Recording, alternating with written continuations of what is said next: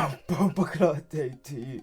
This is ARAH of NYTYPICAL or ARAH of Night, director of NYtypical.net.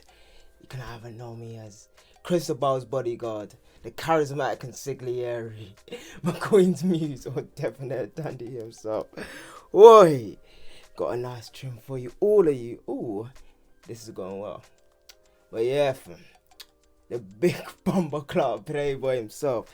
Anyway, today's video is gonna be about. It's a little theory. It's like gonna be a bit different. It's a little theory that I have, or like not even a theory, like a projection.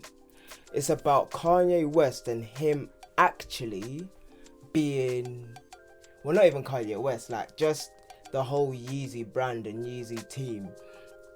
Them being the biggest luxury house in the world. Well, not even the biggest luxury house, I should say, but the most innovative luxury house in the world. Like, because when I think about it, it's actually like it's been on my mind for quite some time now, and like I'm really thinking that if, like, just for the plain and simple fact that Yeezy brand is like 1.5 billion in total sales and assets, it's like that is showing that innovation and creativity can actually work. Now, if we have one of the biggest houses or companies in the culture that's actually pushing forward and pushing the envelope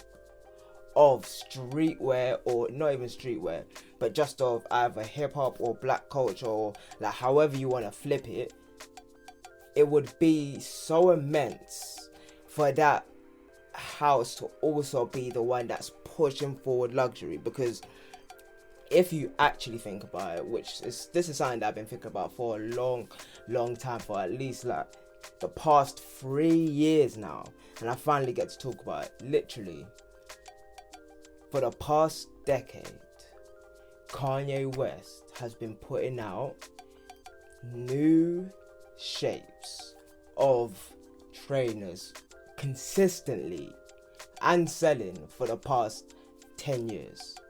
The 350, the 500, the 900, the 700, the 750, the 900 is also, it's a duck boot, but it's okay. But all of them, they are like, even with the most recent, the Yetchos, hope that's how you say it, but they are the most innovative footwear aesthetic today. Now, when you mix that up with his whole stage presence and stage shows, and then everything that he's actually been doing in just the creative sphere when it comes to architecture installations at his music shows, and then even the domes in Calabasas, and if you've actually seen his house, you will actually now think that he actually has a mind and taste, or whoever he's working with, really, and whatever he's doing, he's doing it right. And that is the point. Like the whole just Yeezy brand and the Yeezy aesthetic, and all just the palettes that he's come out with in the past like 7 years, those palettes are now palettes that we're using today, whether it's like the pastels, or even like just the way that people have been color blocking with all of their aesthetics. It's just something different, it's something new, and everything so far just creatively has been graceful. Now, there is the problem of something, this is something that I wrote about, is like Kanye West wants to diminish the exclusivity factor. Now, there's no saying that you can't diminish exclusivity and uphold luxury, because what we're talking about is luxury innovation outside of exclusivity. Now, this is having to understand your customer, like, because I just feel like, what would Yeezy luggage look like in general? What would Yeezy house plates look like? What would a Yeezy chair look like? Because Yeah, Virgil was kind of doing that, in quotes. He's kind of doing that, but Kanye West is the highest form, or the most tasteful character there is right now in fashion. And I'm only speaking about right now in fashion. I'm not saying that there's not somebody out there that's more tasteful than him that doesn't get as much shine. I'm just talking about Yeezy brand, the way that Kanye West collaborates, and whatever Yeezy brand is doing with everybody that they work with. Now, it's like the narrative of luxury will change, because luxury doesn't have to be exclusivity. To me, as I've said, like, I'll drop the articles down below of what I wrote, but luxury is comfort. So what would comfort actually look like? Because I remember when Kanye was talking about, clothing the homeless and sheltering the homeless, but what would, and to me, that's not just charity, that's comfort.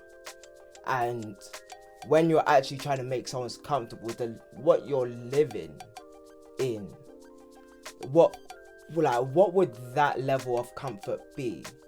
Like, when you're able to buy these things, and not just able to buy these things, but the things that they are a representation of you, or innovative luxury.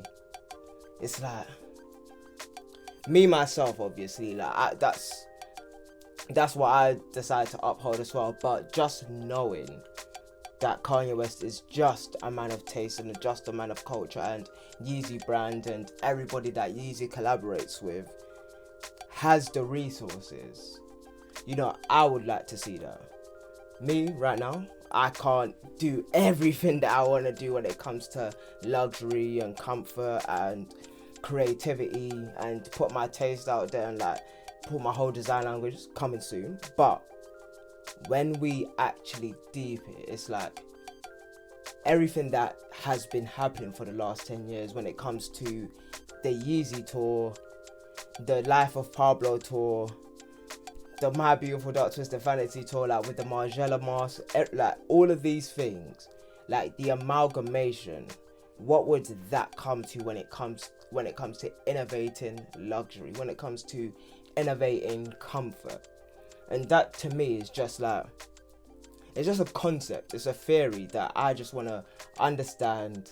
It's just what I kind of want to see from the Yeezy brand now, at the stage that they are now, and knowing just how Kanye West moves. It's the next step is just innovating luxury. Now, we've seen what he can do with football, but let's level up a little bit. We've seen what he can do with the stage shows, and even the gospel choir, and even the church, the gospel, the choir turning into a church now. It's what's the next step for Yeezy brand? Yeah, it's $1 billion company, but what is it gonna be next? And considering that Kanye West is putting his innovation into the Yeezy brand, then that's basically all we're asking for, is just a peep into understanding what would an offering of luxury be outside of Calabasas. But yeah, that's just my quick theory right now. This has been ARAH of NYTYPICAL, or ARAH of Night, the debonair dandy, McQueen's muse, the charismatic consigliere, Cristobal's bodyguard himself. Have a good bumble clock. I don't know why I say bumble clock, but literally subscribe, check out all my other videos, and yeah, like this video if you like it. Tell me down below who would you like to see do better luxury, or uphold this luxury aesthetic that we're now seeing, which is comfort outside of the regular luxury that we see now with the leathers in Gucci and Louis Vuitton.